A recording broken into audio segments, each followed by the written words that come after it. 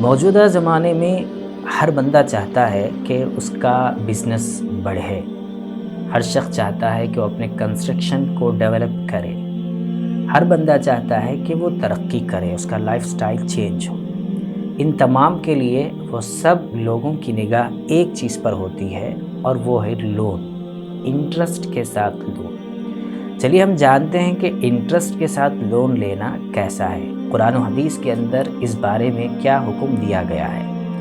اگر آپ ہمارے چینل پر نئے ہیں تو پلیز آپ ہمارے چینل کو سبسکرائب کریں، بیل آئیکن کو پریس کریں تاکہ ہماری ہر نئی ویڈیو آپ تک بر وقت پہنچے، اور اسی کے ساتھ ساتھ جب آپ ویڈیو دیکھیں تو دوسروں تک اس ویڈیو کو شیئر بھی کریں۔ چلیے جانتے ہیں کہ قرآن و حدیث کے اندر انٹرسٹ کے ساتھ لون لینے کے بارے میں کیا بات کہی گئی ہے۔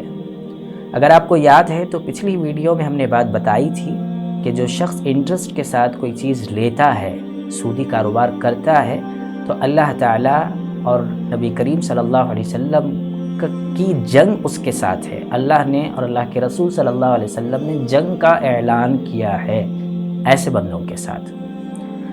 حضرت جابر رضی اللہ تعالیٰ عنہ سے روایت ہے، نبی کریم صلی اللہ علیہ وسلم نے یہ بات ارشاد فرمائی اور کہا، حضرت جابر رضی اللہ تعالیٰ عنہ فرماتے ہیں، لعن رسول اللہ صلی اللہ علیہ وسلم آکل الربا ومؤکلہ وکاتبہ وشاہدیہ وقالہم سواء۔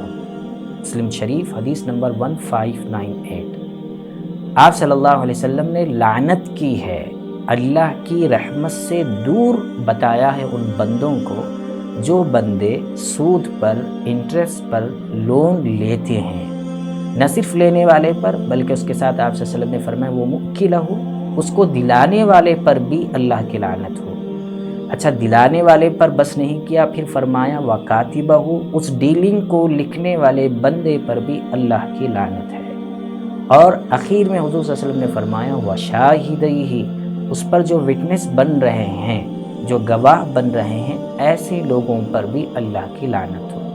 اس کے بعد آپ صلی اللہ علیہ وسلم نے فرمایا وقالہم سواء، یہ سب کے سب اس گناہ میں برابر ہے، یعنی ان سب پر اللہ کی لعنت ہے۔ بہت اہم بات ہے اور بہت ڈرایا ہے نبی کریم صلی اللہ علیہ وسلم نے سود سے، انٹرسٹ سے۔ تو ایسی صورت میں انٹرسٹ کے ساتھ لون لینا کیسے جائز ہو سکتا ہے؟ یہ حرام ہے، یہ صحیح نہیں ہے۔ ہمارے معاشرے کے اندر آج کل ہر شخص اپنی خواہش کو ضرورت بتا رہا ہے۔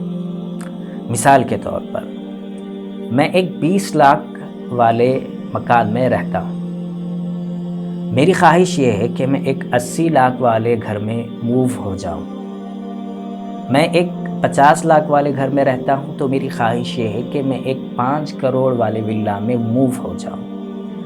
اب یہ موو ہونے کی جو خواہش ہے، اس خواہش کو ہر بندہ ضرورت بتا رہا ہے، کہہ رہا ہے کہ میری ضرورت ہے۔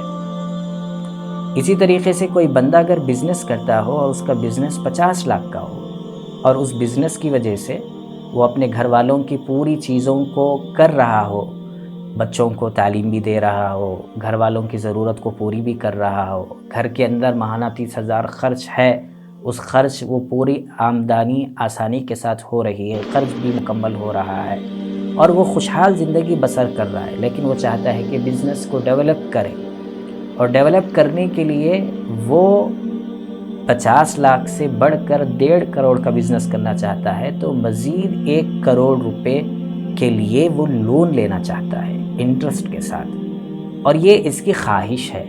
اس خواہش کو وہ لوگوں کے سامنے کہتا ہے میری ضرورت ہے۔ اسی طریقے سے ہر لائن میں، ہر فیلڈ میں آپ چلے جائیے، لائف سٹائل، کسی کے یہاں سینٹرو گاڑی ہے جس میں وہ آسانی کے ساتھ اپنے جو ہے جرنی کو پوری کر سکتا ہے، اپنی ٹریولنگ کر سکتا ہے، لیکن اس کے ساتھ وہ چاہتا ہے کہ وہ مرسڈیز خریدے۔ اس کے لیے اب وہ لون لینے کے لیے جاتا ہے انٹرسٹ کے ساتھ، اور یہ بتاتا ہے کہ میری ضرورت ہے۔ لیکن یاد رکھیے کہ ضرورت کا لفظ جو ہم لوگ کامن استعمال کر رہے ہیں ہر چیز پر، کیا واقعتاً اس کو ضرورت کہا جائے گا؟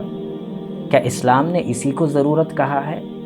تو چلیے ہم جانتے ہیں قرآن و حدیث کی روشنی میں، اور جو فقہاء نے کتابیں لکھی ہیں خصوصاً الاشباہ والنظائر کے اندر، علامہ سیوطی رحمۃ اللہ علیہ نے پیج نمبر 114 پر ضرورت کو بتایا ہے کہ ضرورت کا ڈیفینیشن کیا ہے۔ بتایا یہ ہے کہ ضرورت کا مطلب یہ ہے کہ ایک شخص، مثال کے طور پر سمجھیے کہ ایک شخص کسی ریگستانی علاقے میں ہے، دور دور تک کہیں پر پانی کا نام و نشان نہیں ہے، اور اسے بہت شدید پیاس لگی ہے اور اس کے سامنے تھوڑی سی شراب ہے۔ اگر اس وقت میں وہ اس شراب کو نہیں پیے گا تو ممکن ہے کہ وہ اپنی جان کھو بیٹھے، اس کا انتقال پیاس کی شدت کی وجہ سے ہو جائے۔ ایسے موقع پر شریعت نے اس بندے کی اس حالت کو دیکھ کر یہ اجازت دی اور کہا کہ اب تم حلق بھیگنے کے حد تک جتنا تم پی سکتے ہو تھوڑی سی مقدار میں پی لو تاکہ تمہاری جان بچ جائے۔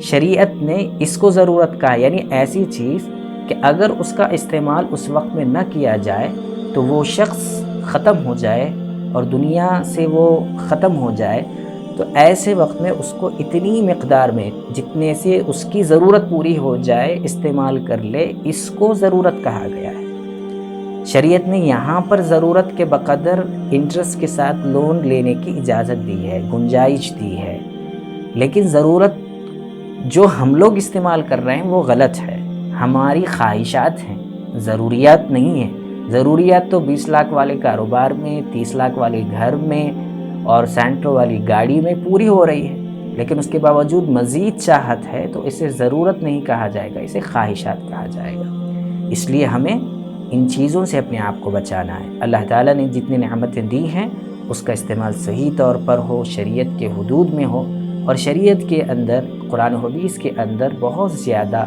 وسعت کے ساتھ گنجائش رکھی گئی ہے، اس پر عمل کرنا چاہیے۔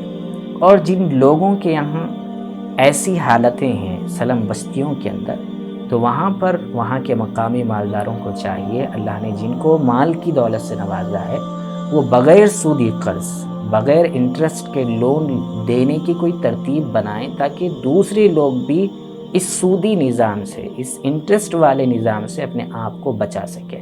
چونکہ لعنت سب پر آئی ہے، اس لیے ہمیں کوشش کرنی چاہیے کہ ہم شریعت کی تعلیمات پر عمل کرتے ہوئے جتنی گنجائش رکھی گئی ہے ان گنجائشوں کے دائرے میں رہتے ہوئے اس کا استعمال کریں، لیکن اپنی خواہش کو اپنی ضرورت نہ بنائیں۔